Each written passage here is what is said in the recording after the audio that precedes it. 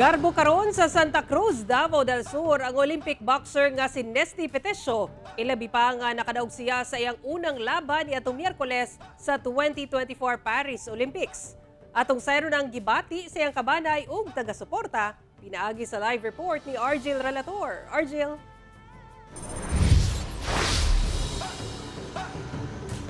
Sara, ato gayon ipakita aton dakong suporta alang sa Davao nga boxer nga si Nesty Petesio alang siya sunod nga laban unyang gabi hangtod na sa Sabado sa kadlawon.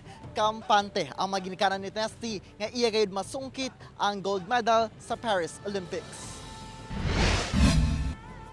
Olympic gold medalist. Kini matud pa ang gipangandoy nga makabot ni Nesty Petesio, ang Davaoeña boxer nga taga Barangay Tuban, Santa Cruz, Davao del Sur sa iyang laban sa 2024 Paris Olympics.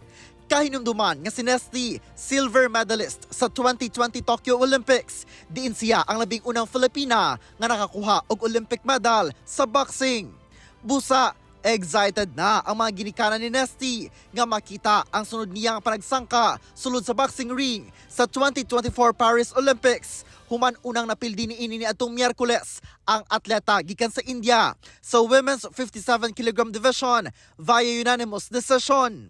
Ang ako alang pong ipabot sa kong anak nga magamping siya siyang dula, dili siya magkumpiyansa o pangayoon na mo sa labang makagagahom nga hatagan siya kalig-on, kusog og kaabtik sa ihang dula. Alas 2 sa kadlawon adlaw Sabado, oras sa Pilipinas, ang dula ni Nesty sa round of 16 kontra kay Amina Zidani nga gikan sa host country nga France.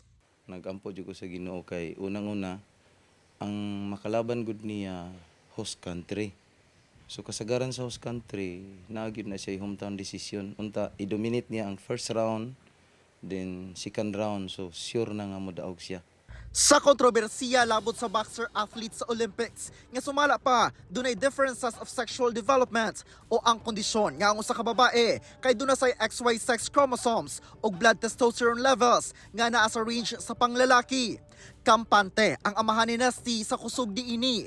Ilabi pa nga nagsugod ang karera ni Nesty sa boxing nga mga lalaki ang nakalaban ini sukad 11 anyos pa lang kini. Siya sa lalaki, sir, sanay siya, di ko makulbaan kay halos mga lalaki nga iyang na kaatubang diri sa Davao City, mga batak gyud to nga mga boxer. Gani si Pital Corin nga nadula niya sa another araw ng Davao pagka next year world champion na karon. Mo nang kumpiyansa ko nga sanay sinisti sa lalaki. Okay lang. Sara, sumala pa nga Disyembre pa ang ulahing uli ni Nesty sa iyang pamilya at sanglit sub-sub na kini sa training ag pagpangandam alang sa 2024 Paris Olympics. Busa sa higayon nga matapos na matud pa ang Olympic no, nakatakda siya nga muuli siyang pamilya sa Davao del Sur. Sara. Okay, dagang salamat Argil Relator.